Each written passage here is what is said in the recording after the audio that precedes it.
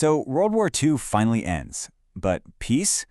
Not a chance. Instead, the world gets plunged into this weird new kind of global conflict.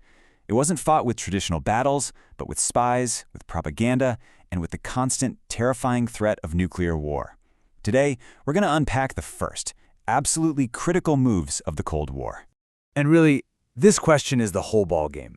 You've got two new superpowers on the world stage, the United States and the Soviet Union, locked in this epic battle for global dominance. But here's the catch. With nuclear weapons in the picture, a direct war was basically suicide. So how do you fight a war where you can't actually fight the enemy? All right, so before we get to the action, we really need to get our heads around what this battlefield even looked like. Because the Cold War wasn't just one conflict. It was really being fought on two completely different fronts at the same time. The whole thing basically boiled down to two huge fights. On one hand, you had the political battle, American-led democracies versus Soviet-led communist states.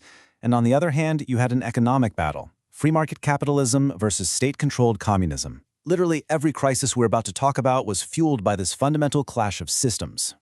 Okay, so picture this. Europe and Asia are just rubble after World War II.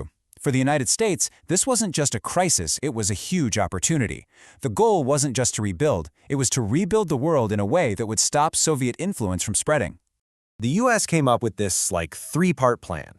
First, you have the Truman Doctrine, which was basically a promise to help any free country trying to fight off a communist takeover. Second, the Marshall Plan provided all the money, the economic firepower to back up that promise.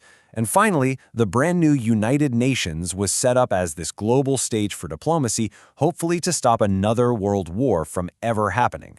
And when we talk about the American commitment, the scale of it, it was just staggering. The Marshall Plan wasn't just some small aid package. It was a massive financial injection, like a giant fire hose of cash, meant to get European economies back on their feet.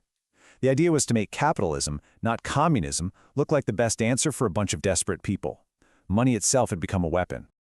But while all this money is pouring into Europe, something massive, a real seismic shift, was going down in Asia. The Chinese Civil War, which had been simmering for years, finally boiled over, and it became the first major proxy battle of the Cold War. You had two main players squaring off. On one side was Chiang Kai-shek leading the nationalists, and he had the backing of the United States. On the other side was Mao Zedong, the leader of the communists. Now, the Soviets would eventually become a big ally for Mao, but honestly, he pretty much pulled this victory off on his own. This was the whole global ideological fight playing out inside one country. And the result? It was absolutely decisive.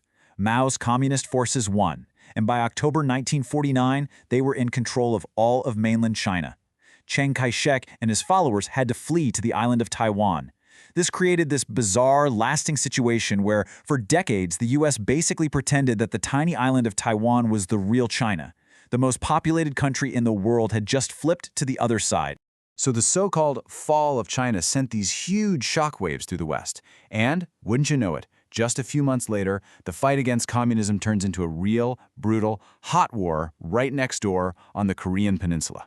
And, just like in China, this was a local fight with massive global powers pulling the strings. The communist North had the backing of the Soviet Union and the newly communist China. The non-communist South? It was supported by the United States and a whole coalition of United Nations forces who actually voted to jump in directly. And look, don't think of this as some small border clash. No way. This war raged for 3 long, bloody years, from June 1950 to July 1953. And millions of people, soldiers and civilians, were killed. So after 3 years of hell, millions dead, what was the result? Nothing. A total stalemate. Neither side could win. They signed an armistice which stopped the fighting, but they never signed a peace treaty. So technically, the Korean War never actually ended. And if you want a perfect symbol for just how pointless it all was, just look at where it ended. The war finished with the country still divided, right back at the same spot where it all began. The 38th parallel. This random line on a map became one of the most heavily armed, tense borders on the entire planet, a permanent scar from the Cold War. And you might think, okay, that's ancient history.